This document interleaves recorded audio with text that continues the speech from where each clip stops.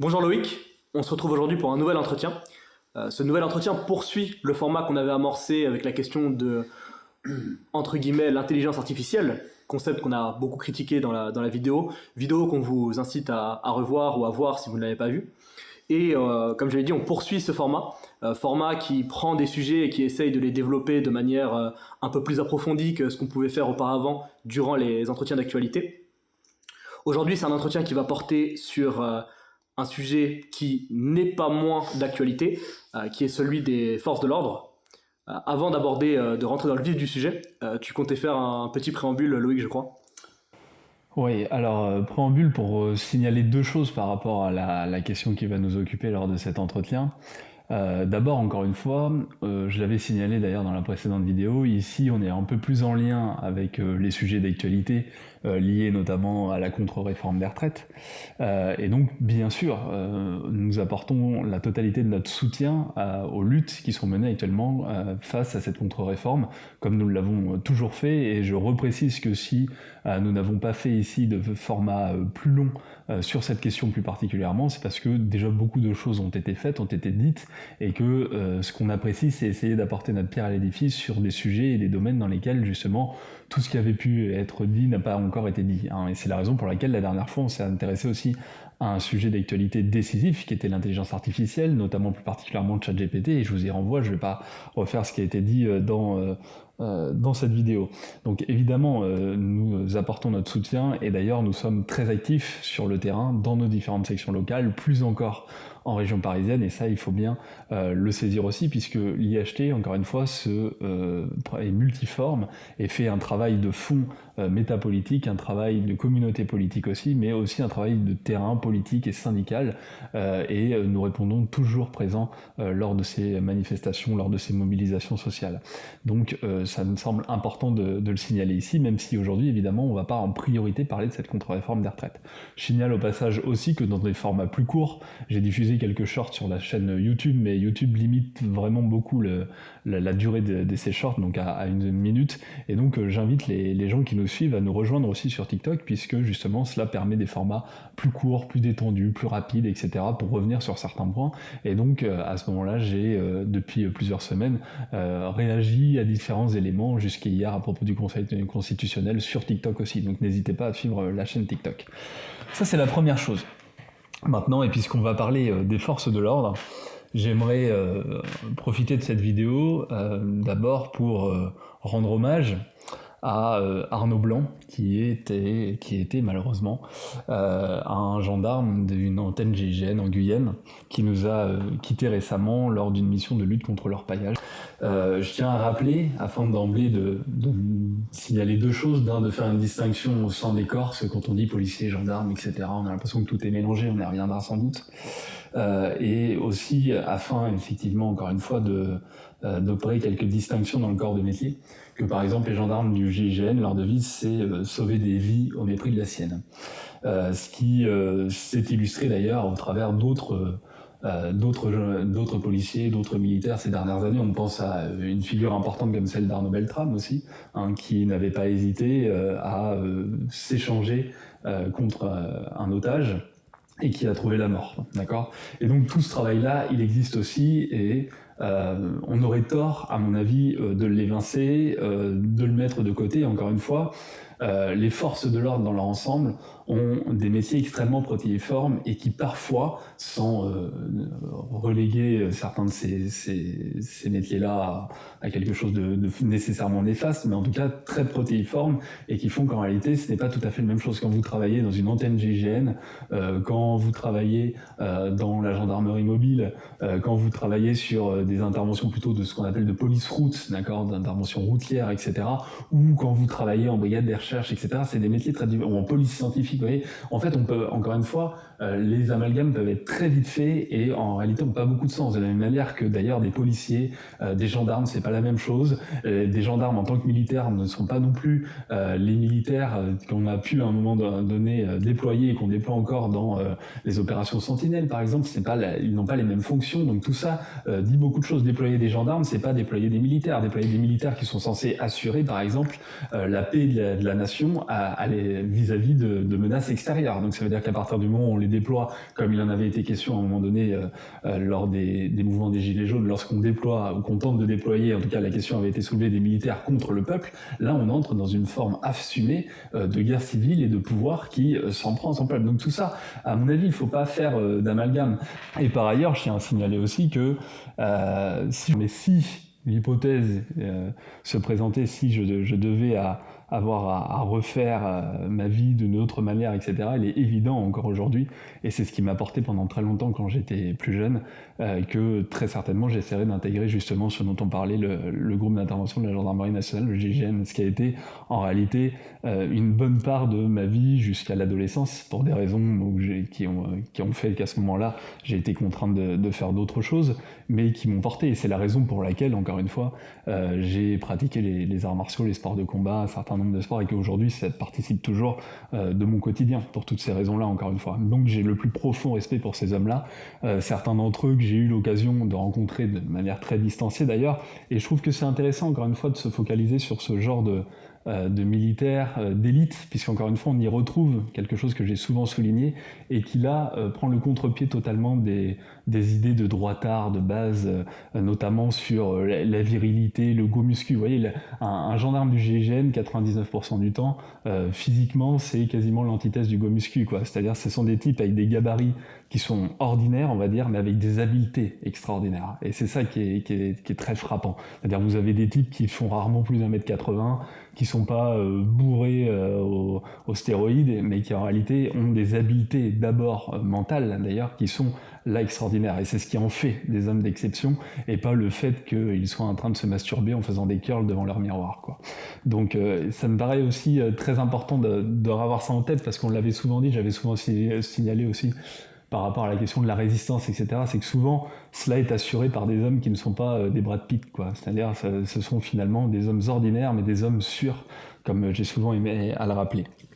Tout ça pour dire que, voilà, ce qu'on va pouvoir évoquer par la suite ne part pas d'une animosité gauchiste envers les forces de l'ordre, et bien au contraire même, puisque ça participe donc mon idiosynkrasie que d'avoir un rapport particulier vis-à-vis des forces de l'ordre, et d'être en capacité justement de distinguer et d'essayer de voir de manière la plus objective possible, sans essayer de faire corps avec ces forces de l'ordre dont je ne suis pas, et sans essayer non plus à revers de décrier nécessairement les forces de l'ordre quelles qu'elles soient, en confondant à peu près tout. Et donc on va essayer d'avoir un regard, disons, le plus objectif possible sur les situations actuelles, et d'essayer de parler aussi peut-être un peu de l'importance justement d'une forme peut-être de réconciliation entre les manifestants, les forces de l'ordre, etc.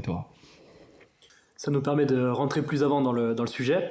On a vu avec les manifestations contre la réforme des retraites, on a vu des manifestations énormes auxquelles on a participé avec différents camarades de l'IHT, et on a pu voir quelque chose qu'on avait déjà observé, d'ailleurs en y participant également au sein des Gilets jaunes. On a pu voir la multiplication des affrontements entre les manifestants et les forces de l'ordre, que ce soit les policiers, que ce soit les gendarmes, et on a vu la répétition en fait de tout un tas de techniques qu'on avait déjà vécues en fait justement en 2018-2019, que ça soit les techniques de la NAS, que ça soit les tirs de flashball, on va dire, avec peu de contrôle et peu de respect des normes de sécurité, la multiplication des arrestations arbitraires, ce genre de choses. Je pense que tu voulais d'abord revenir là-dessus, faire un éclairage sur ce point, sur la question des méthodes. Ouais, alors tout à fait. Alors déjà, la première chose qu'il faut souligner, c'est que à l'origine, alors encore une fois c'est déjà très critiquable en soi, mais quand même c'est intéressant de voir la déviation, la pente que cela a pris depuis au moins les Gilets jaunes, et sur laquelle on est toujours. C'est-à-dire qu'à l'origine on a une police et des forces de gendarmerie, donc principalement des forces liées aux compagnies républicaines de sécurité, donc les CRS, et des gendarmeries mobiles qui encadrent les manifestations à l'origine. Bon, encore une fois, déjà ça peut être critiquable d'un point de vue stratégie politique, mais là ce n'est pas la question. C'est-à-dire que d'ordinaire, ils sont là pour faire en sorte que cette manifestation démocratique qui présente un mécontentement certain, qui a des revendications, se déroule dans de bonnes conditions et puisse avoir lieu. Donc en réalité, en ce sens-là, ils assumaient malgré tout à l'origine un rôle qui était un rôle qu'on peut encore une fois décrier, mais qui demeure un rôle républicain, un rôle démocratique, qui est en tout cas de permettre justement la manifestation. Aujourd'hui, on est face à quelque chose d'autre, qui est que les forces de l'ordre désormais, non pas par leur volonté propre au sein d'un bataillon, mais encore une fois parce qu'il y a des décisions politiques qui relèvent notamment de la préfecture de police, mais aussi du gouvernement et notamment du ministère de l'Intérieur, qui cherchent à aller au contact et donc à l'affrontement direct avec les manifestants. Donc ici, on n'est plus dans le fait de rendre possible la manifestation, c'est-à-dire que quand on voit les gendarmes et les policiers parfois qui sont interrogés, d'ailleurs c'est intéressant parce que quand on leur dit oui vous êtes du côté du pouvoir, etc., ils disent non, nous on est du côté de personne, on est pour que ça se passe bien. Moi je suis pas rentré dans la police, alors je suis pas CRS, donc j'ai pas à faire du maintien de l'ordre vraiment en tant que CRS dans une manifestation, mais vous croyez que je suis rentré dans la police pour me battre contre la population? Bien sûr que non. Moi je suis rentré dans la police pour arrêter des truands, pour arrêter des bandits, des voleurs, et certainement pas pour me battre contre monsieur tout le monde dans la rue. Et là maintenant on a passé un cap, on se prend des mortiers et des pierres par des gens qui ne sont pas des délinquants et qui le deviennent en faisant cet acte-là, mais genre on prend des pierres par nos voisins. C'est ahurissant et ça nous marque forcément. Par certains membres de notre famille. Oui voilà, ouais, c'est ahurissant. On finit même par s'engueuler entre guillemets quelquefois avec des propres membres de notre famille qui sont pas d'accord avec nous, qui ont des idées politiques différentes, bien sûr. et on se fait harceler, on passe pas un repas. Moi j'ai connu des réunions de famille qui ont mal tourné parce qu'on était complètement opposés et ça a déjà. Et ça c'est nouveau. En fait, c'est le niveau de violence qui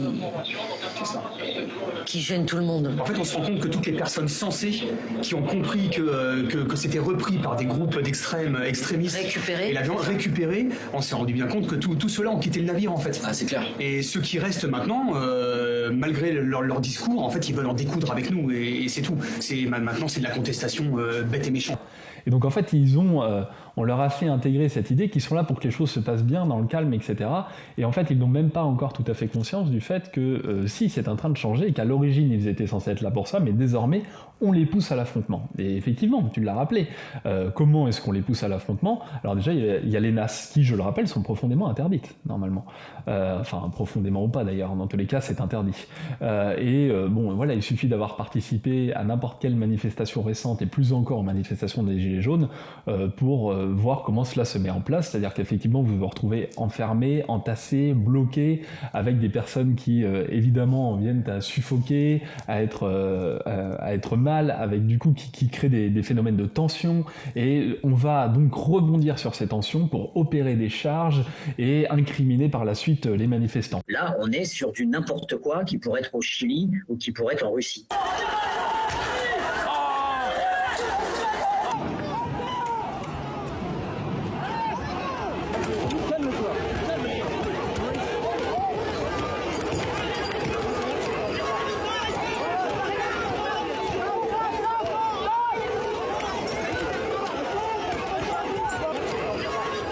On a 2 cas d'école qu'on pourrait donner aux élèves pour leur dire c'est surtout ce qu'il ne faut pas faire. Et c'est d'ailleurs un très gros problème, le maintien de l'ordre à Paris, parce que justement la préfecture de police secondarise et marginalise les forces professionnelles pour mettre en avant ces troupes à elles qui sont bien moins formées pour le maintien de l'ordre que les troupes qui ont été créées ad hoc pour faire ce travail-là. On le voit sur les vidéos, le titre de la compagnie d'intervention avec les 2 bandes bleues derrière le casque, c'est les compagnies d'intervention de la préfecture de police, et on les voit sur ces 2 scènes, ce sont eux qui balancent n'importe comment une grenade lacrymogène, donc c'est totalement interdit dans les manuels de maintien de l'ordre. Alors quant à la charge de la horde que vous avez vue sur la vidéo, là on est sur du n'importe quoi qui pourrait être au Chili ou qui pourrait être en Russie.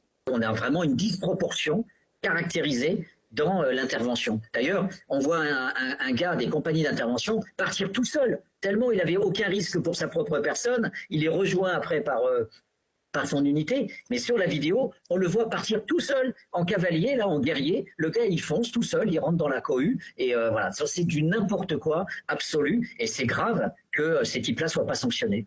Vous le voyez sur les vidéos, les gens sont complètement repliés sur eux-mêmes, ils ne peuvent pas reculer, puisque dans le même mouvement, la manifestation poussait derrière. Donc c'est hyper dangereux de charger une manifestation comme ça, c'est hyper dangereux. Les gens ne peuvent pas fuir, or le but du maintien de l'ordre, c'est dans ces cas-là, soit de choper la personne avec une équipe qui va calculer comment arriver à le choper pour l'extraire, mais ça ne se fait pas n'importe comment.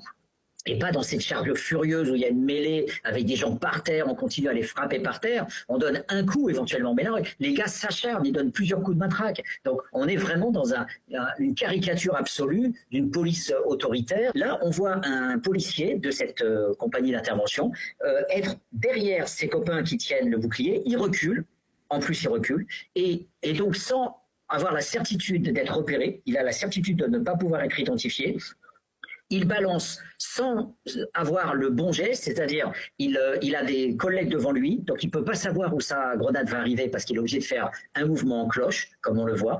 Et au lieu d'être devant et de se montrer devant tout le monde, devant tous les citoyens, en lançant sa grenade à terre qui va exploser dans un vide et qui va faire que ce fameux nuage va créer cette distance dans le cas du maintien de l'ordre, et ben il la balance directement sur des gens, sachant que l'explosion de la grenade peut justement provoquer des blessures graves. Les protestations sont gérées maintenant uniquement de façon policière et non plus politique.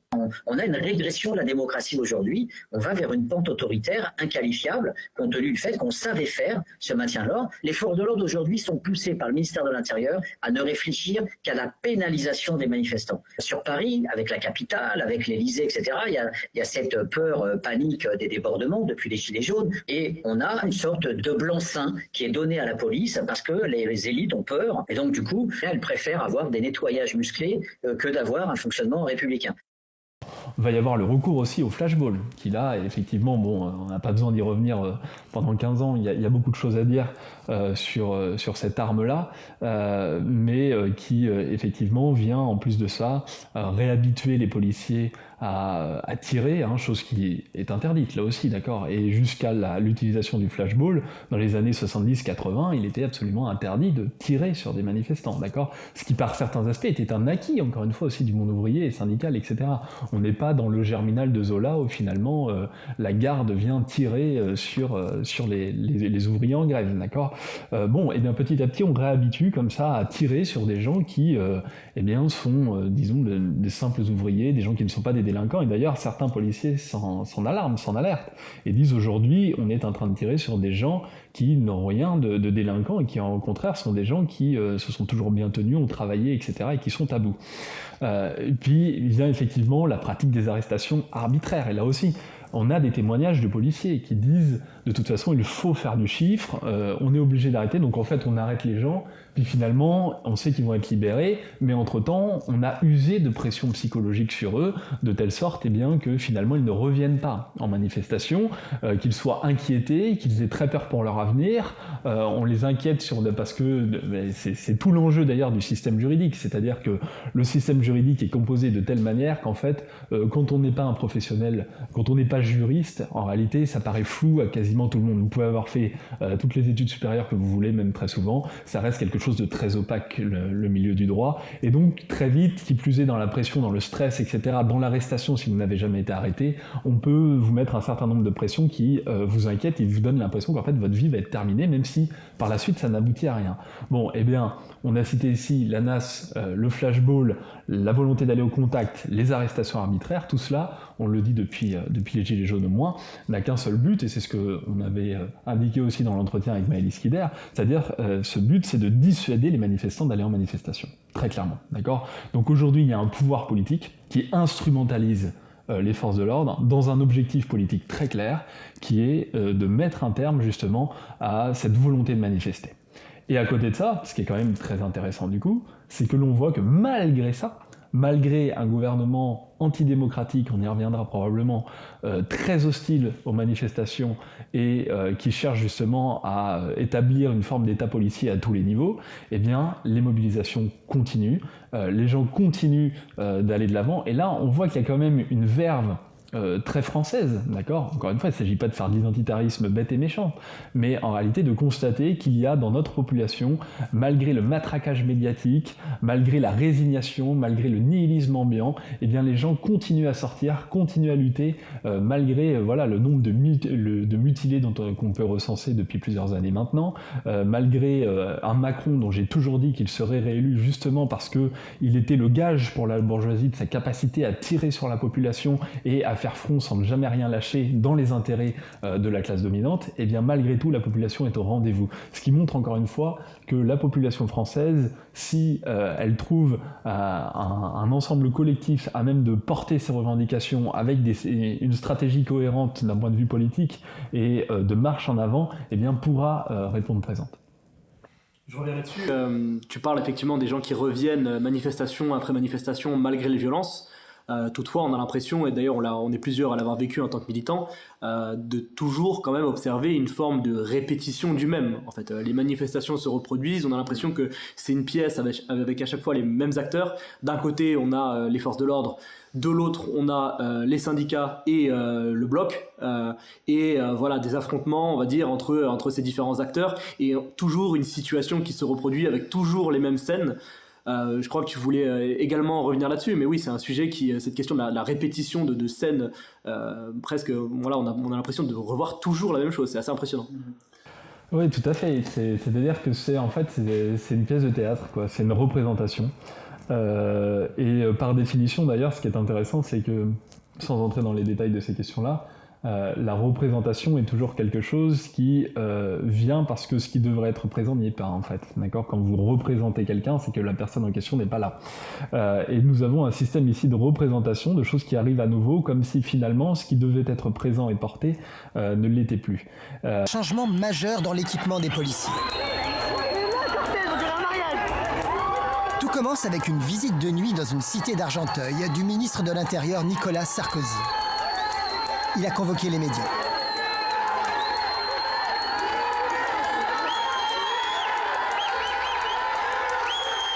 Nicolas Sarkozy, ministre de l'Intérieur, a beaucoup insisté sur la nécessité de reconquérir la sécurité en banlieue. D'abord parce qu'il y avait une exigence de l'opinion.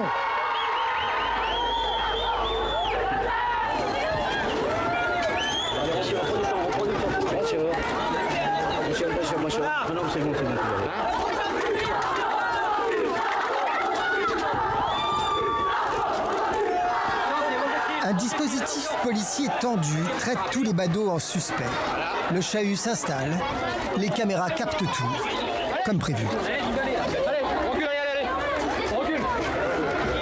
attendiez à cet accueil donc. Tout à fait.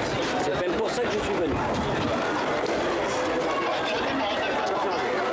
Que ce soit les CRS, les policiers ou n'importe qui, est-ce qu'ils ont vraiment le droit de nous dire du soir qu'est-ce qu'on fout en bas de chez nous? On est en bas de chez nous, on n'a pas le droit d'y rester, franchement.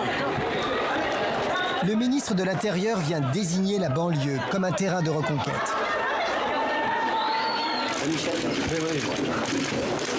Alors, qu'est-ce que vous avez comme équipement? Nous avons des équipements de protection qui ont été renforcés. La mission est simple, hein. Le plus dur, c'est pour vous. Bloquez ici, devant moi, là. Vous bloquez devant moi, ici, là. Ici, là, vous bloquez là. Le ministre annonçait l'augmentation des moyens de la police. Mais ce soir-là, l'histoire ne retiendra qu'une seule phrase. Vous en avez assez, hein. Vous avez assez de cette bande de racailles. On va vous en débarrasser. Bonne soirée, hein. Et ces critiques portées sur les manifestations, on les a déjà faites à plusieurs reprises, elles vont de pair en réalité aussi avec une vision de la transformation politique et sociale qui nous apparaît profondément archaïque. Et là, en tant que marxiste, ça nous apparaît archaïque justement à partir de ces outils-là. C'est-à-dire que finalement, c'est l'idée du romantisme révolutionnaire où la manifestation poussée à l'extrême, d'accord, je dis pas que c'est la volonté de chacun des manifestants, mais poussée à l'extrême, c'est l'idée qu'on entend souvent, c'est-à-dire on va renverser le pouvoir, on va prendre l'Élysée, etc. Mais aujourd'hui, dans l'état actuel d'un État complexe comme le nôtre, c'est-à-dire que nous ne sommes pas, bon, on aura le moindre commentaire pour dire donc, bref, disons que nous sommes un État en tout cas complexe, d'accord, pour ne citer aucun autre pays du monde dans lequel les États ne sont pas complexes et où il suffit finalement de prendre le palais présidentiel et le coup d'État est réalisé, d'accord. Bon, ce n'est pas notre cas. Et donc en réalité, c'est une vision très très archaïque de révolution d'antan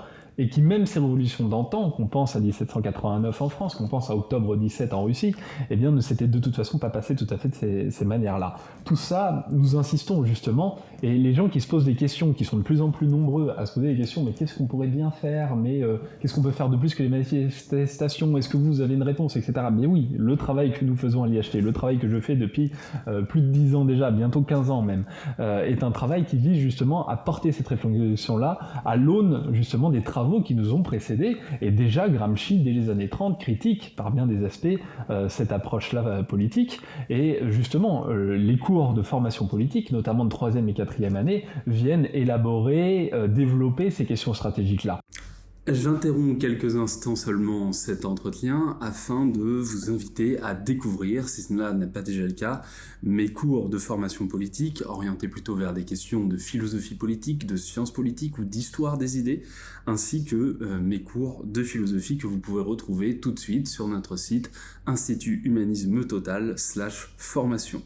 Cela va vous permettre d'acquérir un bagage théorique solide, de devenir un militant aguerri, et cela s'adresse aussi à tous ceux qui sont curieux de comprendre les rapports sociaux, les rapports de force qui s'inscrivent dans les trajectoires politiques que nous connaissons actuellement et que je peux avoir l'occasion de signifier au travers de ces nombreuses vidéos que vous retrouvez sur ma chaîne YouTube ou sur mon compte TikTok notamment. Comme vous pouvez le voir à l'écran immédiatement, nous avons des cours de formation politique qui se déclinent sur 4 années, des cours de philosophie qui là aussi se sont déclinés sur 4 années. Alors bien sûr, si certaines années vous intéressent davantage que d'autres, vous n'êtes pas obligé de souscrire dès la première année et de suivre cela dans l'ordre. Toutefois, cela est évidemment recommandé afin de pouvoir vous structurer plus correctement et d'acquérir une véritable formation, puisque comme j'aime à le rappeler, toute information sans formation ne vaut pas grand-chose en réalité, puisque de fait, pour obtenir les qualités intéressantes d'une information, encore faut-il être en mesure de la traiter, et donc pour cela d'avoir pu acquérir en amont une formation de qualité, et c'est ce que je m'efforce de faire, et c'est ce que nous nous efforçons de faire avec mes camarades au sein de l'Institut Humanisme Total depuis 5 ans déjà.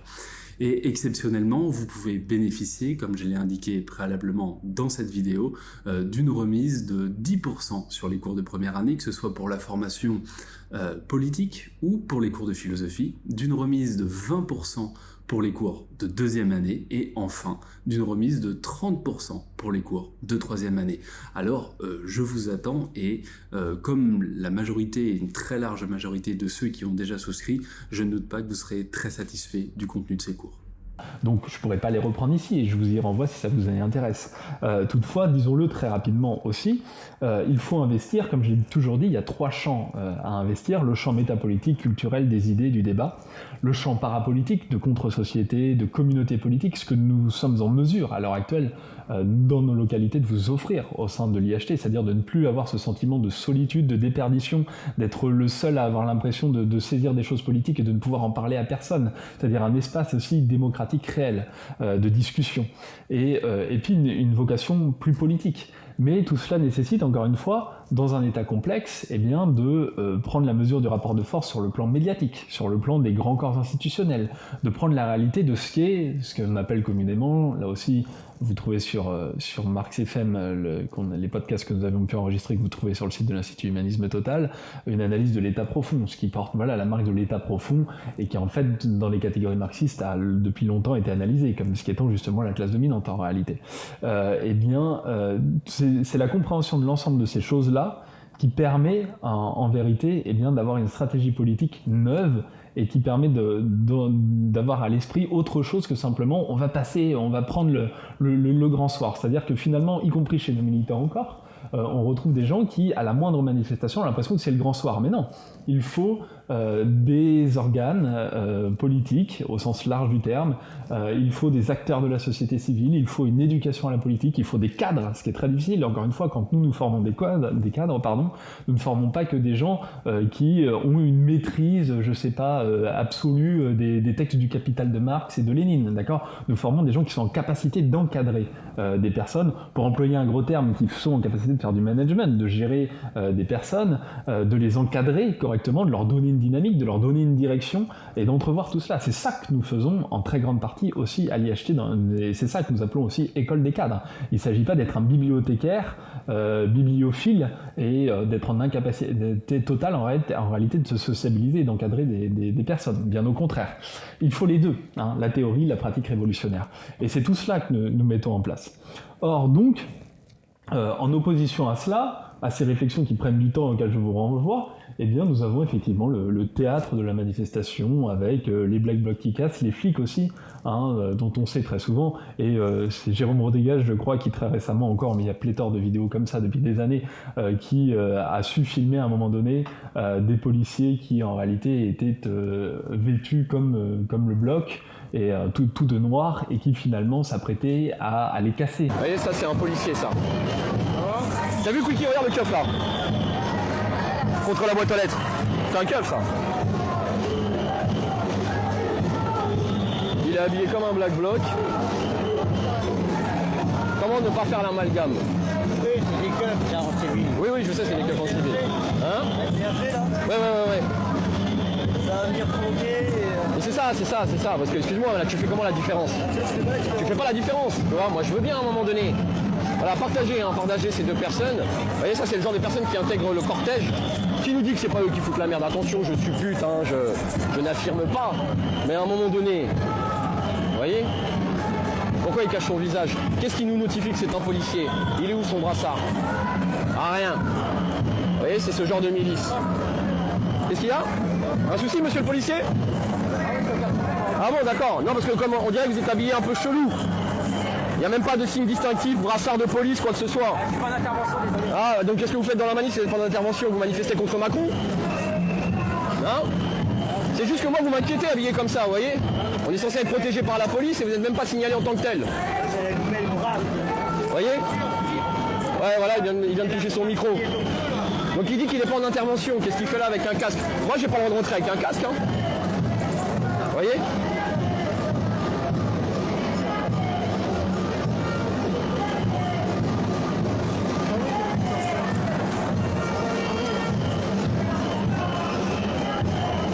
Bon voilà, je vous laisse partager, hein, que ces visages soient reconnus, que s'il vient y avoir de la merde dans le cortège... Non, c'est des flics en civil, mais il me dit qu'il n'est pas en intervention. Je dis, bah il est où le brassard de police? Tu vois?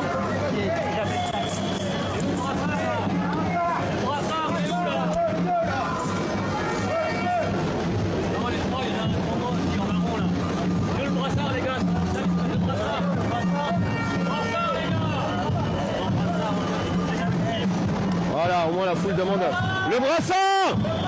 Le brassard! Et donc on sait très bien que des policiers s'infiltrent aussi en manifestation, de sorte à commencer à casser pour ébruiter. Et puis ce qui est très intéressant, c'est toujours pareil aussi, c'est le retentissement qu'il peut y avoir entre les images médiatiques et la réalité. On se trouvait, toi et moi d'ailleurs, à Paris le jour où le 49.3 est passé. On a participé justement à la mobilisation à son départ. Et elle était en réalité au début assez légère. Bon, il y avait beaucoup plus de cars de CRS et de gendarmes que d'autres choses en réalité, que de manifestants à ce moment-là. Et par contre déjà, dans les médias, la télévision, etc., on avait l'impression que Paris était en feu. Je me souviens avoir pu, malheureusement en un sens, d'accord, je me souviens avoir pu me déplacer tout au long de ce week-end dans les transports, etc., sans aucune difficulté. On avait pu déjeuner sans aucun problème, etc.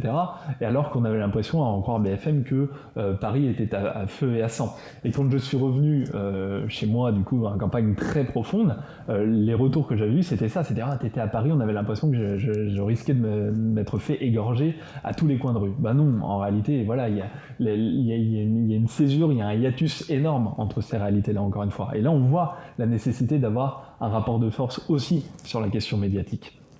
Et évidemment, on insiste sur quoi? Sur toujours la question des violences, la violence des Black Blocs, la violence des manifestants, la violence des policiers là aussi. Hein, nous avions travaillé, Faucon 2e année, les cours de formation politique 2e année sur la question de la violence. Ce qu'il faut dire en priorité pour moi, à mon avis, sur cette question des violences, parce qu'il y a toujours beaucoup à dire en réalité sur ces rapports de force, mais c'est que quand bien même ces violences auraient lieu sans être engrangées, programmées par le bloc, par la police, etc., elles sont aussi la manifestation de quelque chose, elles sont la manifestation du fait que aucun recours démocratique permis ou entendu n'a été possible, et qu'alors ça apparaît comme la dernière des solutions. Et on entend des gens dire il n'y a que quand on casse que les choses se passent, les choses se manifestent, etc.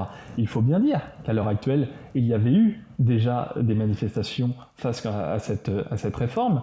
L'Assemblée nationale n'a pas eu la majorité, le référendum n'a pas été permis, le 49.3 a été imposé, le Conseil constitutionnel, qui se voudrait être le garant de la démocratie en France, s'est assis aussi sur tout ça, il n'a pas proposé de référendum et vient, sans surprise évidemment, hein, encore une fois le Conseil constitutionnel c'est Laurent Fabius et des gens exclusivement nommés par Emmanuel Macron et Gérard Larcher et Richard Ferrand, donc il n'y a pas de surprise à avoir évidemment, mais ça veut dire que tout recours démocratique a été interdit ou n'a pas été entendu, et que donc en dernière instance, et on cherche des moyens de se faire entendre justement, et de se faire entendre dans l'immédiateté politique, parce que tout ce dont j'ai parlé avant nécessite du temps politique long à mettre en place, mais là, aujourd'hui, et pour sauver effectivement les retraites, il n'y a pas 10 000 recours possibles quand on terrasse le peuple, qu'on l'inquiète, qu'on l'enferme dans des nasses, qu'on lui tire dessus, et que tout recours démocratique est interdit.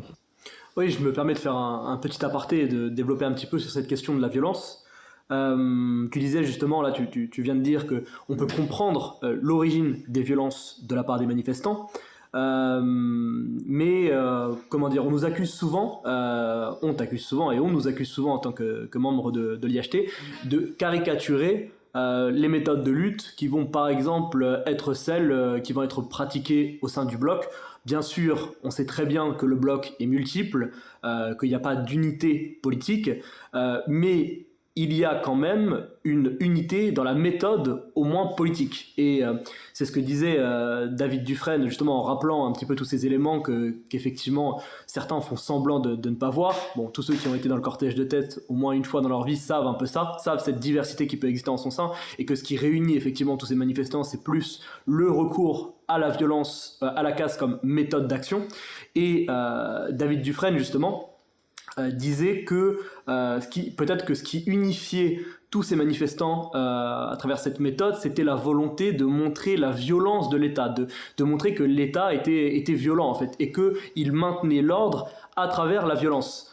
Donc là, effectivement, j'essaie d'apporter une nuance, de me faire l'avocat du diable, de dire, voilà, parce que effectivement, on nous répondra que tous les membres du bloc ne sont pas là à attendre le grand soir, et on veut bien l'admettre. Donc, faisons l'hypothèse que justement, qu'il y a aussi des acteurs de ce bloc qui veulent montrer la violence de l'État. La question qu'on pourrait se poser, et je te la pose, c'est quelle est l'efficacité du fait de montrer cette violence? Est-ce que ça a un effet de réveil au sein de la population française? Est-ce que les Français se réveillent un matin après avoir vu des vidéos sur Twitter de manifestants qui se font effectivement frapper, qui reçoivent des gaz lacrymogènes? Est-ce que les Français s'indignent et se révoltent? Non. Je pense mais effectivement, et encore une fois, c'est ce que je disais tout à l'heure, ça contribue en fait bien malheureusement à dissuader les gens de participer à des manifestations. Donc, et c'est la raison pour laquelle d'ailleurs on avait fait un communiqué il y a plusieurs années de ça sur les Black Blocs, qui est disponible aussi sur notre site, je ne sais plus trop, dans l'onglet bibliothèque, communiqué je crois,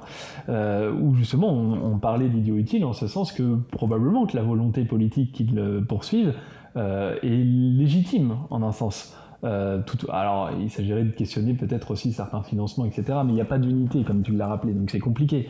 Mais en tout cas, effectivement, ils sont idiots utiles en ce sens qu'ils participent du fait que le gouvernement n'attend qu'une chose, c'est que ces violences aient lieu, justement pour renforcer les outils de répression des manifestations sans cesse. Et que la population, elle, lambda, qui vit ces manifestations au travers, malheureusement, des médias, eh bien, ne voit effectivement que des violences et des choses inutiles. Et ils se sentent obligés aussi, quand ils sont interrogés par la suite, de délégitimer ces violences. Parce que quand on n'a pas forcément la formation politique, le répondant, la rhétorique pour, c'est tout à fait compréhensible. Et qu'on vous dit, est-ce que vous condamnez les violences, qui est la question 1000 fois entendue et répétée par tous les journalistes, chiens de garde de service, vous vous sentez obligé de dire oui, que vous les condamnez, parce que si vous dites non, j'assume complètement cette violence, tout de suite vous passez pour un fou, etc. Et c'est là qu'on se dit que stratégiquement, encore une fois, il faut une réflexion stratégique de fond et sur différents volets que j'ai essayé de développer tout à l'heure, quoi. Pour continuer sur ce sujet, on a vu des déclarations de Gérald Darmanin, donc ministre de l'Intérieur, voilà, on va pas dire ce qu'on pense de Gérald Darmanin. Donc, il a insisté à plusieurs reprises sur le fait qu'il n'y avait pas de violence policière. Donc là, ça pose tout un tas de questions. Déjà, de quel policier on parle, de quelle violence on parle. Effectivement, il s'agirait de nuancer, bon, ce que Gérald Darmanin apparemment ne sait pas faire, mais bon, il y a beaucoup de choses que Gérald Darmanin ne sait pas faire. Alors, effectivement, nier les violences policières, ça fait partie effectivement de leur système, qui est démenti d'ailleurs et c'est là qu'on voit encore une fois l'importance du rapport de force médiatique, parce que ils sont sans cesse démentis aujourd'hui par le recours c'est même pas des médias, mais on va dire à l'intervention citoyenne par le recours des réseaux sociaux en fait. Donc, et ils ont été très vite démentis d'ailleurs sur l'affaire de Sainte-Soline, quoi, où il y a plusieurs montages qui ont été faits où on voit Gérald Darmanin dire que aucun recours au flashball n'avait eu lieu, qu'ils n'avaient pas tiré sur la population, etc. Et qu'on voit en fait même le colonel de gendarmerie complètement désemparé qui n'arrive pas à tenir ses bataillons et qui tire sur le groupe à Sainte-Soline, qui est un groupe de famille, au lieu de tirer sur des agitateurs. Enfin bon, et on voit bien.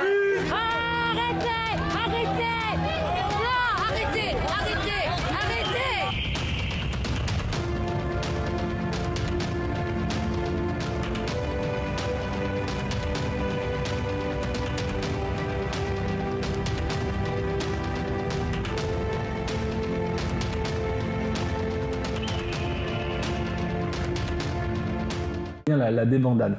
Bon, et c'est intéressant. Alors, le truc sur lequel j'aimerais me focaliser, encore une fois, qui me paraît important dans la lutte qui nous occupe, c'est-à-dire de réconcilier une forme d'unité nationale dans cette guerre contre des pauvres, et ce que beaucoup de manifestations ont fait. Alors, pauvres, c'est un bien grand terme, mais en gros, entre gens, en tout cas, qui ne participent pas de la classe dominante, c'est-à-dire des flics d'un côté, des manifestants de l'autre, qui tous essaient de sauvegarder un peu leur retraite. C'est que ce serait trop facile, encore une fois, d'isoler le flic et de faire des profils psychologiques, quoi. C'est-à-dire que je dis pas, et probablement, effectivement, enfin, c'est pas probable, il y a des choses qui l'attestent. Oui, il est certain qu'il y a peut-être même des escadrons entiers de CRS dont les profils psychologiques sont des profils, on va dire des profils psychologiques, évidemment, peut-être des escadrons entiers de CRS qui sont des gros bourrins, avec des pléthores d'enquêtes journalistiques qui montrent des tendances racistes, etc. Donc ça, bien évidemment, ce serait idiot, effectivement, de ne pas reconnaître cette réalité-là. J'aimerais juste qu'on vous montre un tweet que l'on vient d'avoir, puisque le Conseil de l'Europe s'est alarmé aujourd'hui d'un usage excessif de la force. Et voilà ce qui a été publié par le site Loopsider, un enregistrement audio lors d'une interpellation. C'était lundi soir. Plusieurs policiers de la Brave, cette unité qui est très contestée, ont interpellé des jeunes. Je vous propose d'écouter cette séquence. Ton sourire. Efface ton sourire. Efface ton sourire. Efface ton sourire. Tu la fermes ou tu veux la deuxième? Ouais, c'est ça. Prends exemple sur tes potes. Tu la fermes ou t'en veux une? Je ferme pas. Moi, je ferme pas, tu commences à bégayer. T'en veux peut-être une, non? Pour te remettre la mâchoire droite. Eh, je peux te dire, si tu veux revenir dans la rue, travaille ton cardio, mon grand. T'as traversé la rue, t'étais au-dessus. Ouais, moi, je suis chaud. Tu sais que t'as une sacrée tête à claque, quand même. Vraiment. Tout à l'heure, on est arrivé, t'as bandé vers l'intérieur. Bon, t'avais plus de bite quand on est arrivé. T'inquiète, ta petite tête, ta petite tête, on l'a déjà en photo. T'as juste à te repointer dans la rue prochaine manif. Je peux te dire que nous, les têtes, on est vachement figés, on les retient. T'inquiète pas que la prochaine fois qu'on vient, tu monteras pas dans le car pour aller au commissariat. Tu vas monter dans un autre truc qu'on appelle ambulance pour aller à l'hôpital. T'inquiète pas. Vas-y, rigole, non mais t'inquiète. 3 km là. Nous on tape des black blocs à longueur de journée, mon gars, et je peux te dire qu'ils ont des couilles quand ils viennent. Bon, après ils repartent chialer chez leur grand-mère, mais ils ramassent les dents. Et ils ramassent leurs dents aussi. Maintenant, d'un point de vue du sens politique, encore une fois, et non plus individuel, il apparaît que toute cette ça relève un petit peu de la mascarade, dans ce sens que tout cela vient gommer quelque chose qui correspond encore une fois à des consignes politiques. C'est-à-dire que, c'est le problème, c'est-à-dire que quand on discute avec des CRS, des gendarmes, etc., qu'on a formaté, ils nous disent « oui, mais moi je n'ai fait que répondre aux ordres, etc. » C'est-à-dire que oui, il y a des bévues policières, il y a des bavures policières, il y a des violences policières, très clairement, mais celles-ci correspondent déjà à ce qu'on a souligné tout à l'heure, les NAS, les tirs de flashball, etc., elles relèvent de consignes politiques en réalité, d'accord ? Des consignes politiques quand Didier Lallemand dit nous ne sommes pas dans le même camp madame, etc., et qu'il exprime très clairement le fait qu'il y ait ces NAS et qu'il va à l'affrontement, etc., on voit bien qu'il y a des consignes politiques qui sont portées. Et des décisions gouvernementales, depuis au moins Nicolas Sarkozy, d'accord, qui visent à la destruction du corps de métier de police. policiers, du métier de gendarme, au profit de techniques offensives du maintien de l'ordre. D'accord ? Ça, c'est très important. Je l'avais déjà souligné dans la première vidéo que j'avais fait police ou milice, à laquelle je vous renvoie parce que elle sera, si vraiment ces questions vous intéressent, encore une fois, que vous avez envie de creuser le sujet, je pense que les deux vidéos seront complémentaires. Mais ce qui est important, c'est-à-dire que Sarkozy a joué sur les deux tableaux à la fois. C'est-à-dire qu'à la fois, il a joué le côté guerrier, oui, vous en avez assez de ces racailles, machin, etc. On connaît le discours, et on va donner les moyens aux forces de police, et dans le même temps, en fait, il a détruit un très grand nombre de fonctionnaires, politique libérale habituelle, dont des policiers, et dont des gendarmes, qui ne sont pas des fonctionnaires, mais des militaires, mais qui, en tout cas, ont été complètement en sous-effectif, comme les hôpitaux, comme l'école, etc., ont été totalement en sous-effectif. Et pour pallier à cette problématique-là, dans les techniques de maintien de l'ordre, eh bien, on a eu recours davantage aux armes et aux techniques dites offensives, d'accord ? Et c'est là qu'apparaît justement le LBD, le lanceur de balles de défense, etc. C'est-à-dire que du fait d'un manque criant d'effectifs, du fait d'une désorganisation de ce corps-là, du fait d'un manque conséquent de formation, encore une fois, parce qu'il ne s'agit pas de dire à cab, à tout va, d'accord ? Il s'agit d'avoir des policiers qui soient des policiers de la République et des policiers qui soient formés correctement. Or, on a vu aussi le nombre de bavures qui provenaient des policiers de la préfecture, ceux au casque avec les lignes bleues, qui ne sont pas formés pour du maintien de l'ordre à l'origine. Je ne parle même pas de la Bravem et encore moins de la BAC, où là c'est du grand n'importe quoi. La BAC n'a jamais été un service. Alors la BAC d'ailleurs, bon, je ne vais pas lancer le débat ici, mais effectivement, sa question de son utilité réelle, de son fonctionnement, etc., est très très discutable par bien des aspects, mais par ailleurs, elle n'est surtout pas faite pour faire du maintien de l'ordre. À aucun moment, ça n'est sa fonction en réalité. Et donc, on a ce recours à ces techniques offensives, à ces armes prétendument de défense qui deviennent là aussi des armes offensives. On se souvient de cette vidéo aussi dans la manifestation des Gilets jaunes où un policier tire alors qu'il ne se passe absolument rien et où il dit « à voter » et où il est très fier, quoi, et où il retire, et en fait il éborgne quelqu'un. Enfin, c'est des moments quand même extrêmement importants. Ça questionne la réalité républicaine et démocratique de la France aujourd'hui. Et on voit bien, là encore aussi, que c'est tout l'usage de l'appareil répressif d'État, et qu'il ne faudrait pas le masquer derrière simplement quelques policiers. Pourquoi cela ? Parce que se focaliser sur quelques policiers, quelques profils psychologiques particuliers, eh bien c'est à la fois nier cette réalité étatique, en un sens, et en même temps c'est à donner l'impression que du coup, s'il y avait d'autres profils, ça irait mieux, comme si c'était pas la structure d'ensemble et le formatage qui conduisait à ce type de comportement, d'accord ? Alors qu'en réalité, le problème il est là, et le problème intervient bien en amont. Et ici, on voit bien que l'État est instrumentalisé, encore une fois, par la classe dominante. C'est-à-dire, quand on parle du néolibéralisme comme instrumentalisation de l'État au profit de la classe capitaliste qui, justement, sert ses intérêts, notamment en revendant ou en privatisant des choses qui appartenaient à l'État, etc., et en étant à la solde de l'État, là, on a la même chose. On a une instrumentalisation de l'État, mais qui sert justement à maintenir le pouvoir du capital, qui plus est sur une question comme les retraites. Et donc, la question, c'est pas, encore une fois, à bas l'État, mais c'est quel renversement possible de cet État qui est à la solde aujourd'hui de la classe dominante pour faire en sorte qu'il redevienne l'État-nation souverain et qu'on puisse reconquérir à la fois, comme j'en ai souvent parlé, mais c'est pas lié aujourd'hui, notre souveraineté nationale et notre souveraineté sur l'outil de travail, ce que nous appelons, ce que j'appelle depuis un long moment maintenant, la souveraineté intégrale. C'est là que l'enjeu se passe. Cette question d'une certaine façon de récupération de l'État par les classes populaires, c'est quelque chose qu'on peut lier, selon moi, aux réactions qu'on a vues au début du mouvement des Gilets jaunes, où beaucoup de manifestants se rapprochaient des policiers, se rapprochaient des gendarmes et leur criaient voilà, les gendarmes avec nous, les policiers avec nous, en fait souhaitaient justement cette fraternisation avec les forces de l'ordre.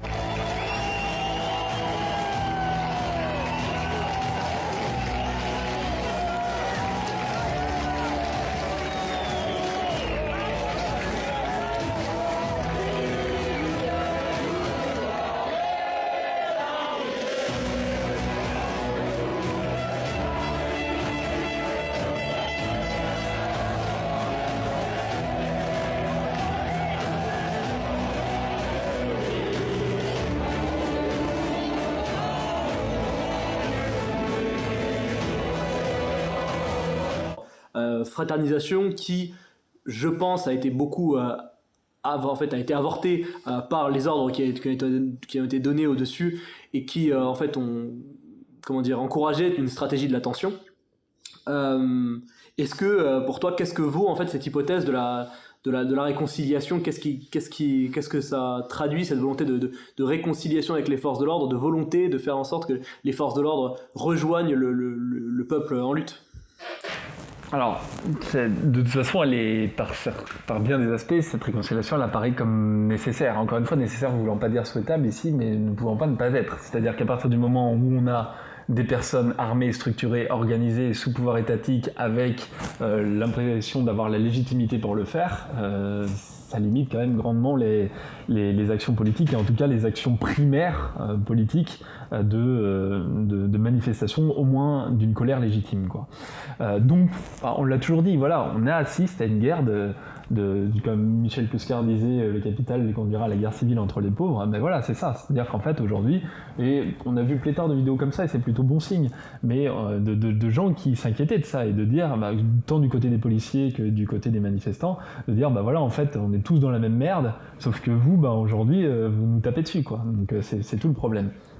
Alors que, effectivement, dans un processus révolutionnaire, encore une fois, ça ne veut pas dire la révolution du grand soir, d'un coup il y a des feux d'artifice, on est à l'Élysée et on dit bonjour, aujourd'hui c'est nous qui commandons. Non, dans un processus c'est long. Donc dans un processus révolutionnaire, le renversement de l'armée et le renversement, au moins, le fait de plus bloquer, c'est-à-dire pas forcément d'accompagner, mais déjà en tout cas de ne pas émettre la même résistance offensive, est un point de départ, disons, décisif d'un début de révolution politique. Encore une fois, dans les formes diverses que ça peut prendre. Là encore, il faut cesser d'avoir des représentations romantiques, qu'on appellerait celles d'un métalangage révolutionnaire, c'est-à-dire de se focaliser sur des images d'Épinal de la grande révolution, fourche à la main, etc. D'accord ? Dans ce processus révolutionnaire qui peut être long, qui peut connaître des tas de situations de rapport de force. On pourrait, là, à l'heure actuelle, être dans un processus de rapport de force où certaines forces armées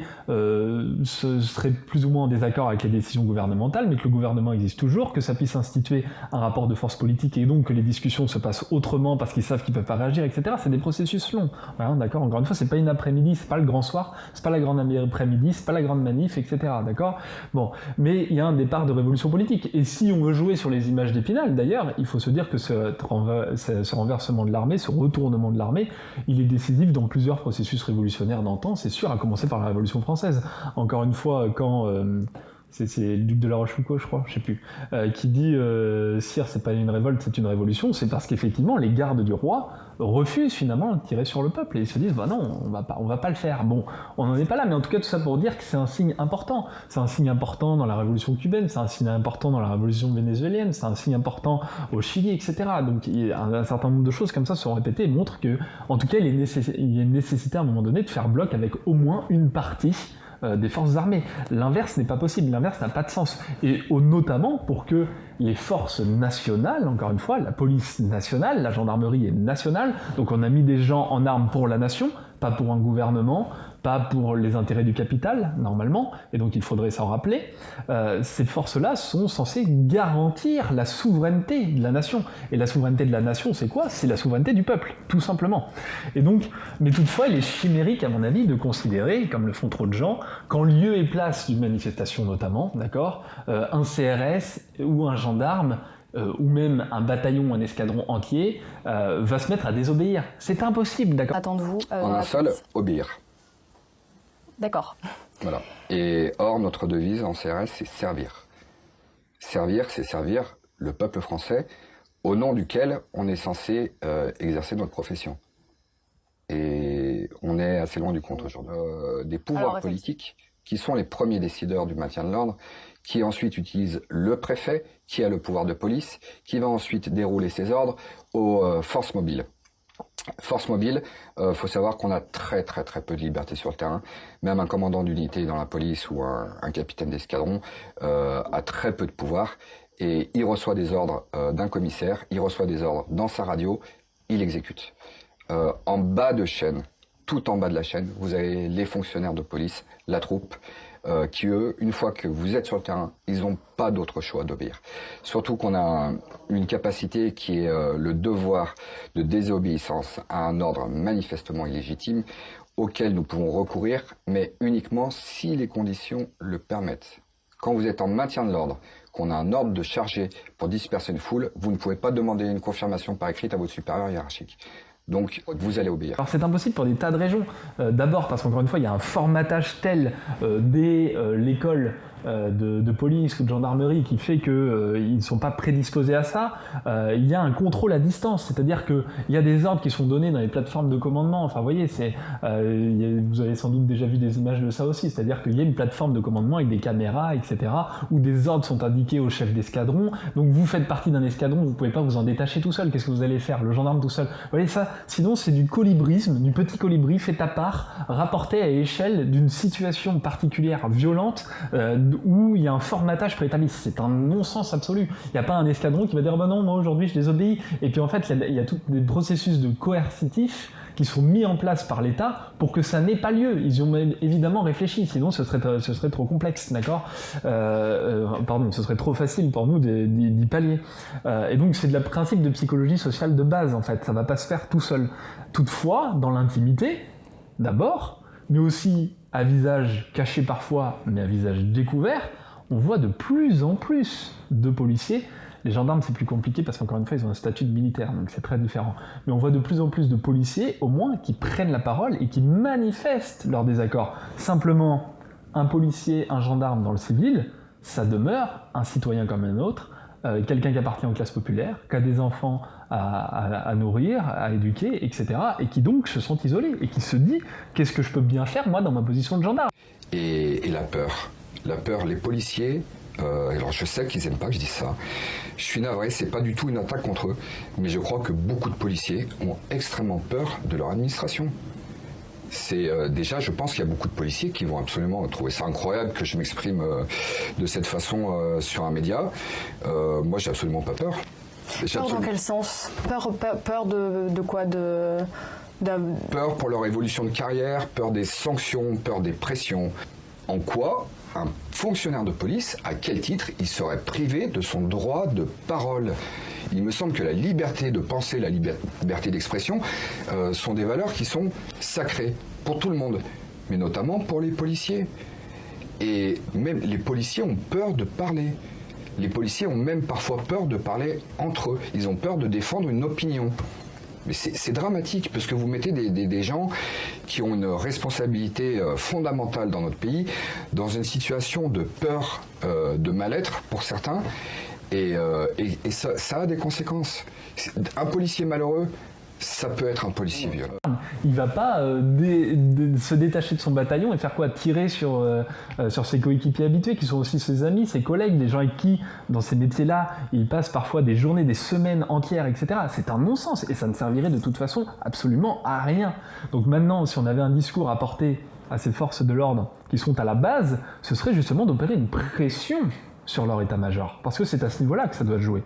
C'est-à-dire qu'on voit très bien que l'état-major policier, comme l'état-major militaire, en d'autres circonstances, joue un rôle décisif, encore une fois, dans ce qu'on appelle l'état profond.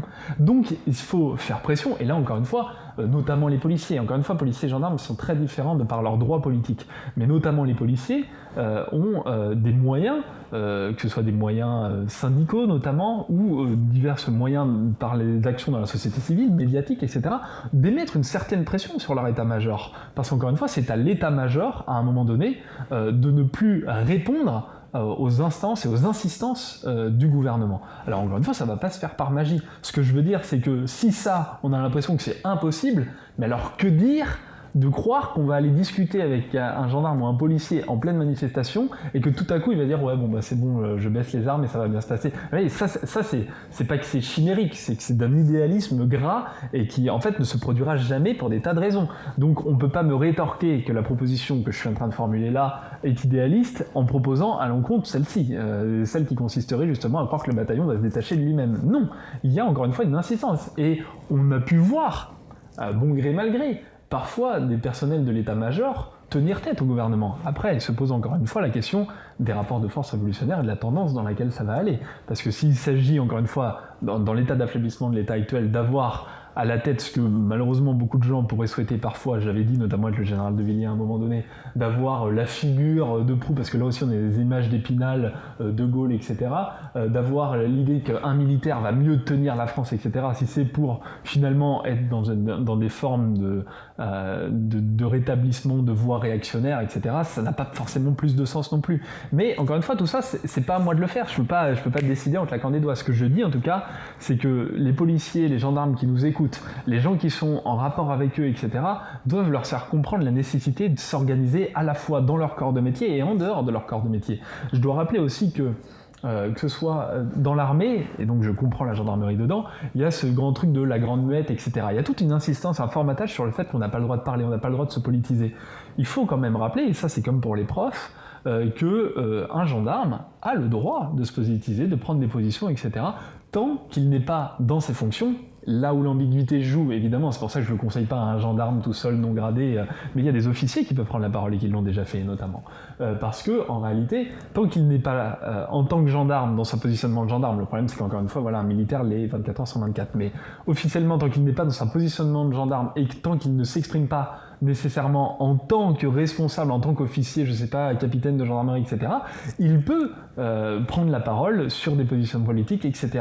Il est en droit de le faire, mais simplement, il y a toute une omerta, là aussi, qui est volontairement mise sur leurs épaules, de sorte à ce qu'ils aient l'impression que, dès qu'ils vont dire un mot, ils ne sont pas en droit de le faire. Ce n'est pas le cas. Et pour les policiers, ils ont, là encore, beaucoup plus de liberté en tant que fonctionnaires.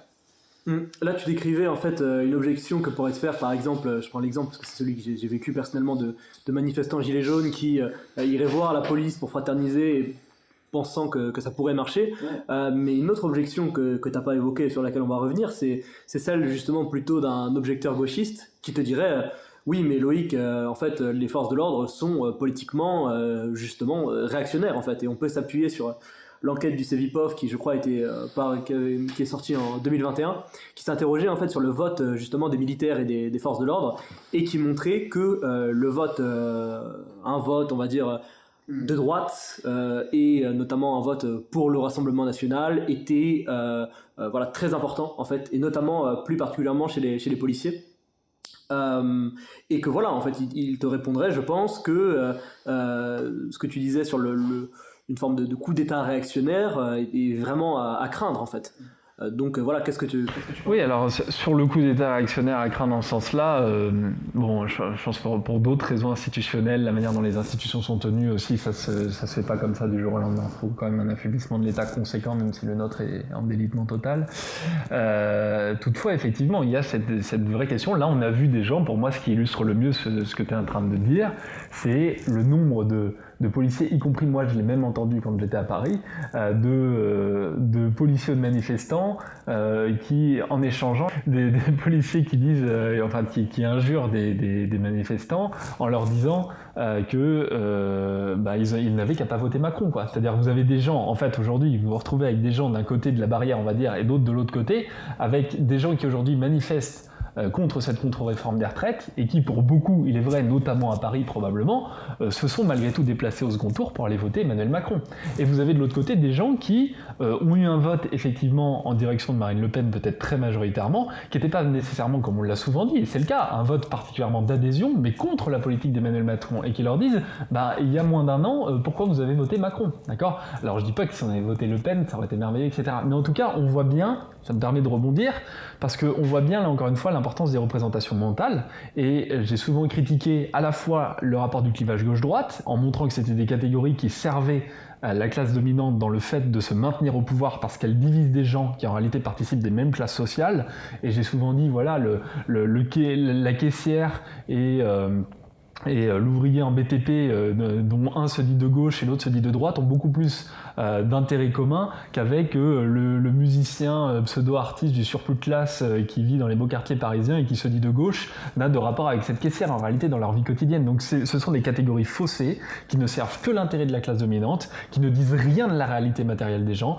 Tous les pseudo-marxistes à 2 balles qui venaient nous lécher les couilles il y a quelques années en tout cas qui voulaient les lécher, on ne les aurait pas laissés faire parce que ça c'est leur petit délire particulier, mais qui aujourd'hui disent non il faut continuer à maintenir la gauche etc. me font doucement rigoler parce qu'encore une fois ils sont sur les catégories de la bourgeoisie, des catégories tout à fait néo-kantiennes pour rentrer dans les détails que j'élaborerai pas là, alors que ce clivage là est vide et je l'ai rappelé et j'ai été je crois un des seuls pour pas dire le seul analyste politique dès la campagne présidentielle et législative à démonter aussi l'idée des 3 blocs. Et je réinsiste, bloc bourgeois, bloc national, bloc populaire. J'avais dit à plusieurs reprises, comme si dans ce bloc national, c'est-à-dire qui correspondrait à Rennes, comme si la nation du coup était détachée du peuple. Et comme si dans ce bloc populaire, qui était composé parfois d'une petite bourgeoisie qui n'hésiterait pas pour le coup à trahir très rapidement les intérêts des classes populaires pour favoriser les siens, celle-ci participait du peuple et pas ceux qui votaient Rassemblement National. Tout ça sont des catégories abstraites qui ne correspondent qu'à l'électoralisme bourgeois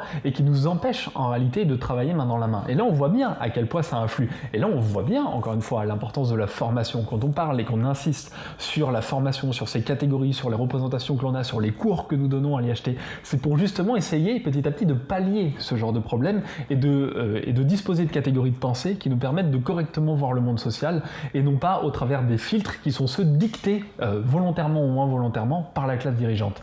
Et donc là l'importance de la formation elle est ici et c'est pourquoi j'invite d'ailleurs beaucoup des forces de l'ordre qui pourraient peut-être nous regarder aujourd'hui, je ne sais pas s'ils seraient nombreux, eh bien à venir se former aussi. C'est-à-dire que vous voyez bien que nous n'avons pas d'hostilité particulière liée à votre fonction. Au contraire, nous sommes prêts à dialoguer parce que je pense que c'est ce qui est absolument nécessaire.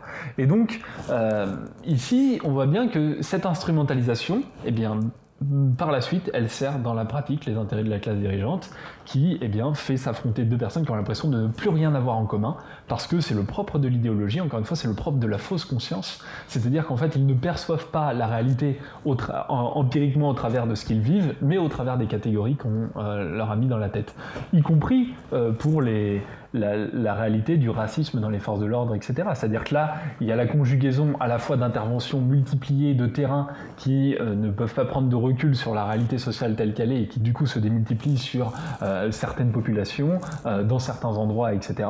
et qui prennent racine dans des réalités matérielles qu'il n'est pas possible non plus de nier, encore une fois, d'accord ? C'est-à-dire qu'il y a toute une existence dans le périurbain et d'ailleurs souvent ces policiers, ces gendarmes vont vivre aussi dans ce périurbain dans lesquels s'est développé aussi une désentente sociale, j'ai envie de dire, une rupture de l'unité nationale, une rupture de la République, qui fait que de fait, eh bien effectivement, ils sont en réaction à ça. À nous de disposer encore une fois d'une souveraineté suffisamment conséquente, d'un État suffisamment fort pour gérer correctement ces marginalités, pour gérer correctement ceux qui décident de faire scission avec la République. Et là j'entends davantage encore une fois pas des aspects nécessairement d'abord en premier lieu religieux, mais bien des aspects politiques et économiques qui vivent de l'économie parallèle, etc. C'est contre cela qu'il faut lutter avec un État suffisamment fort, encore une fois. Et là nous avons des moyens d'entente. Or, aujourd'hui, effectivement, eh bien, c'est rendu impossible par le jeu de ces représentations, de l'absence de formation et de catégories politiques dont jouent la plupart des acteurs politiques, y compris du coup du côté disons justement plus à gauche et qui se revalorisent justement en se présentant comme the gauche, etc. Et encore une fois, on comprend ceux qui, des classes populaires et dans les forces de l'ordre, qui la plupart du temps font partie de ces classes populaires, eh bien n'ont pas envie d'appartenir à cette gauche. Nous non plus, d'accord ? Encore une fois, ce ne sont pas nos alliés, ce ne sont pas nos amis, pas plus que certains qui se disent de droite. Ce n'est pas le problème. Nous pensons au contraire que ces catégories sont désuètes, inutiles, et qu'en réalité elles nous empêchent de faire front face à l'unique bloc véritable, qu'est le bloc bourgeois, et qui aujourd'hui se sert des classes populaires pour se taper les unes sur les autres, tout simplement. Oui, on réitère cette invitation au dialogue envers les forces de l'ordre qui est la bienvenue. Cependant, face à toute la critique que tu viens de développer, certains membres des forces de l'ordre en fait te répondraient tout simplement qu'ils ne font que respecter la loi. C'est ce qu'on entend régulièrement justement de la part des forces de l'ordre quand il peut y avoir un dialogue au sein des manifestations avec les manifestants. Alors là, pareil, je suis déjà intervenu plusieurs fois sur cette question, y compris dans ma première vidéo sur la police, et là j'aimerais justement, si certains d'entre nous suivent, ou si vous avez dans votre entourage proche, etc., des gens qui participent de ces forces de l'ordre, j'aimerais m'adresser directement à eux, non pas que ce soit inintéressant pour les autres, mais il y a une forme de sacralisation de la loi et de l'ordre, effectivement, chez ces forces dites de l'ordre, qui, en réalité, est contraire aux intérêts qu'ils prétendent défendre. Je m'explique. La loi, elle n'est pas divine, c'est le propre justement du contrat social, c'est le propre de la République, c'est-à-dire la chose commune. La loi, elle est une et indivisible, enfin la République est une et indivisible, et la loi doit être la même pour tous, d'accord ? Et la loi, elle doit résulter normalement d'un processus républicain et démocratique issu de la volonté générale, c'est-à-dire qu'on s'est tous mis en accord pour respecter cette loi, d'accord ? Le principe du contrat social, c'est que je me détache d'envie ou de volonté particulière pour faire groupe. Par exemple, je n'ôte pas la vie de mon voisin parce que je sais qu'en retour, il accepte aussi cette loi et ne va pas m'ôter la vie et que des institutions sont là pour garantir cette sécurité commune. Bon ben voilà, je forme ce contrat qui est le contrat républicain, qui est le contrat social par définition, celui de la société. Et donc la loi, elle doit émaner de la volonté du peuple. C'est la raison pour laquelle Rousseau nous dit très bien qu'un peuple se doit d'avoir des chefs pour se dispenser d'avoir des maîtres. Qu'est-ce que ça veut dire ? Ça veut dire qu'effectivement, on a des chefs parce qu'on n'est pas encore une fois totalement désorganisé, etc., mais que ces chefs doivent être les garants de la loi. Encore une fois, rappelons que Macron, en tant qu'il est élu par le peuple normalement, bon, c'est très critiquable encore une fois la manière dont il peut être élu, mais le président, normalement, a un pouvoir exécutif. C'est un exécutant. D'accord ? Normalement, je l'ai souvent rappelé, dans les diagrammes, quand on met le président tout au-dessus, bon, il est vrai que la constitution de la 5e République est particulière pour ça, mais il n'en reste pas moins, et normalement, ce serait l'Assemblée qui devrait être tout au-dessus, avec des représentants qui pourraient être ses chefs, et qui, élus par le peuple, doivent être les garants des intérêts du peuple, et le président doit être là pour garantir que les lois soient correctement exécuté. Aujourd'hui, nous avons un processus tout à fait inverse. Encore une fois, pourquoi Rousseau distingue les chefs des maîtres ? Parce que par maître, il entend, alors on renvoie à la dialectique du maître et de l'esclave, il entend celui qui va instrumentaliser la loi afin qu'elle serve ses intérêts propres, c'est-à-dire ses désirs, d'accord ? Et non plus la volonté du peuple. Et c'est pour ça que quand je parle de tyrannie, je pèse mes mots, d'accord ? C'est pas un terme du tout abusif, c'est-à-dire qu'aujourd'hui, la loi, elle ne correspond plus à la volonté générale, la loi correspond aux intérêts d'une minorité, donc l'exact inverse de ce pourquoi nous avons contracté, formé le contrat social et la République. Elle correspond aux intérêts d'une très petite minorité parce qu'il existe pléthore de solutions différentes aujourd'hui pour pallier aux 10 problèmes des retraites. Et là, je vous renvoie aux nombreux travaux, en priorité évidemment de Bernard Friot et des travaux qu'on avait pu faire sur ces questions-là. Et donc nous sommes en tyrannie, en ce sens que le propre de la tyrannie, eh bien, c'est le fait que la loi ne corresponde plus à la volonté générale, mais simplement au désir des maîtres. Et donc, par définition, ce n'est plus une loi, en fait. Ce n'est plus une loi parce que c'est quelque chose qui vient nous contraindre. On ne s'oblige pas, d'accord ? Là encore, la phrase importante de Rousseau, c'est l'obéissance à la loi qu'on s'est prescrite est liberté, l'impulsion du seul appétit est esclavage, d'accord ? C'est-à-dire, j'obéis à la loi parce que je comprends l'intérêt, l'intérêt de m'arrêter au feu rouge, d'accord ? Parce qu'effectivement, je risque d'y perdre la vie et les autres aussi. Donc, c'est pour ça que le petit délinquant, c'est celui qui est en dehors de la loi sur des faits de société où en fait il met la vie en danger de tout le monde. Par contre, dès lors que la loi devient l'impulsion du seul appétit du tyran, de celui qui décide de conserver ses intérêts propres ou celui de sa petite caste, et bien à partir de ce moment-là, j'ai le devoir, c'est le devoir de désobéissance, j'ai le devoir parce que je ne m'oblige plus, mais on me contraint à respecter quelque chose que je n'ai pas décidé collectivement, et bien j'ai le devoir de désobéir à la loi. Et là on est dans un autre hors-la-loi, là on est sur De Gaulle qui part à Londres, d'accord ? Là on est sur le hors-la-loi qui est celui qui repose les légitimités de la nation, de l'État, etc. Et donc il y a des bonnes raisons d'être hors-la-loi, il y a des mauvaises raisons de l'être, et donc il ne faut pas sacraliser la loi, parce que sinon, encore une fois, si demain, et là on voit bien les processus tout à fait mis en lumière, par exemple pour des choses très connues, bien que critiquables encore une fois, par Milgram par exemple dans la psychologie sociale, c'est-à-dire que finalement, l'obéissance à l'autorité n'est plus une obéissance à la loi. Et en fait, ils n'obéissent pas à la loi, ils obéissent à une autorité qui décide d'outrepasser la loi à partir de ce moment-là. C'est ça qui est décisif. Parce que obéir à la loi, c'est respecter la souveraineté nationale et populaire de l'ensemble du peuple. Or là, c'est tout l'inverse qui se passe. C'est-à-dire que le peuple n'a pas droit à l'expression et ses forces de l'ordre sont instrumentalisées par le gouvernement afin justement que ce soit les intérêts, notamment de la classe dirigeante, qui l'emportent. Donc il n'y a pas à sacraliser cette loi. Et à côté de ça, sinon, on en vient à quoi? On en vient à ce qu'on appelle l'anti-loi, c'est-à-dire la loi martiale. Et des gens disent, oh là encore une fois, on va arriver jusqu'à la loi martiale. Là encore une fois, je rappellerai, comme je l'ai fait là depuis mon premier livre, Le Nouveau Fascisme, en 2013, comme nous l'avions eu l'occasion de le refaire avec Maëlys Kider dans notre entretien qui parlait aussi de ces questions-là, c'est dans quel monde vous vivez pour croire que la loi martiale est en train d'arriver? C'était quoi l'épisode du Covid si ce n'était une loi martiale à grande échelle, d'accord, et une tentative d'expérience d'ingénierie sociale à très grande échelle, d'accord?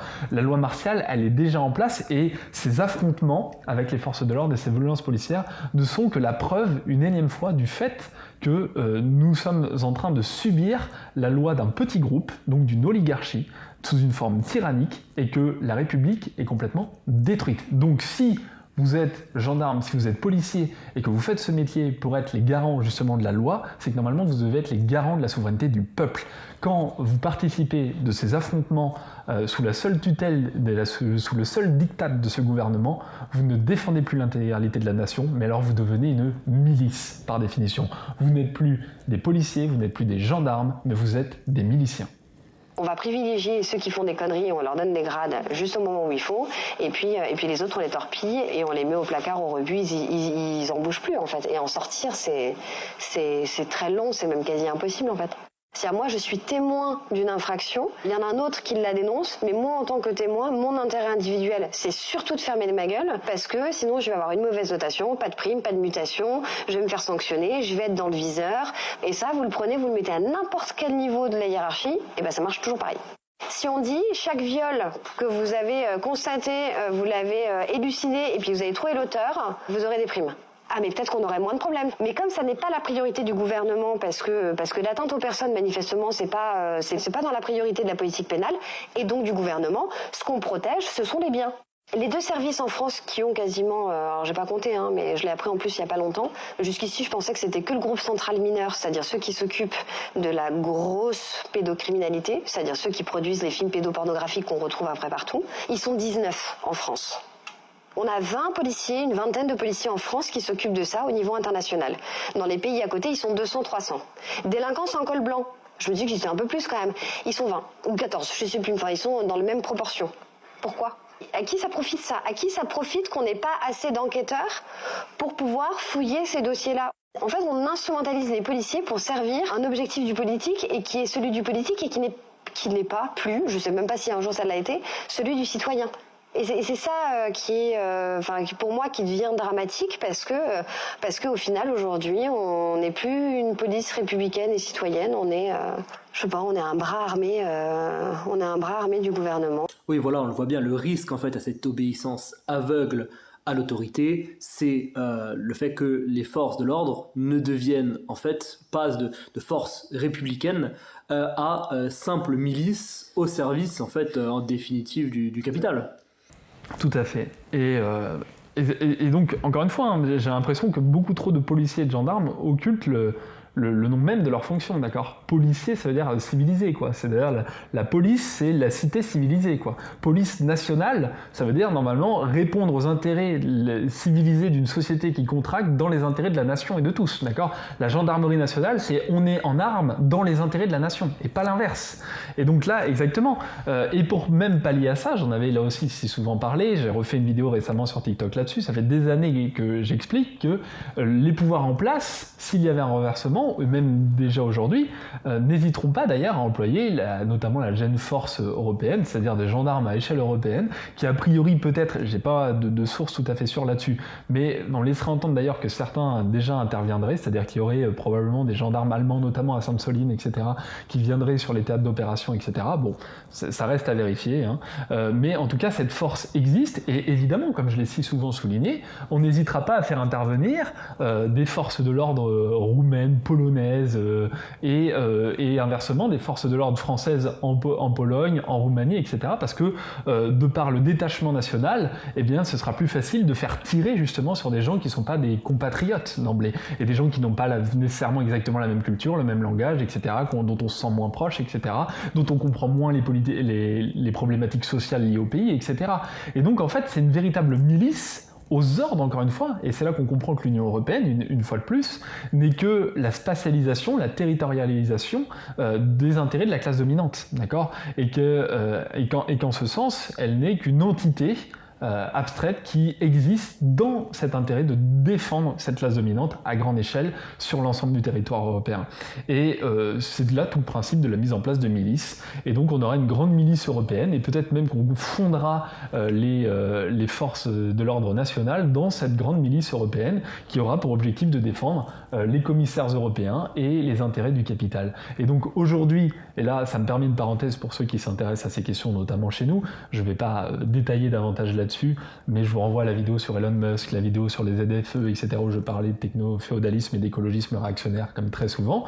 Et bien là, on voit bien qu'aujourd'hui, on a un néolibéralisme qui était en fait la mise sous tutelle des États par le capital, et donc l'instrumentalisation des forces armées, des forces de l'ordre, au profit du capital, sous couvert d'être les instruments étatiques. Et demain, on aura des gardiens miliciens, des nouveaux grands fiefs, d'accord, qui seront ceux des tenants du capital qui occuperont des nouveaux fiefs sous la forme techno-féodale.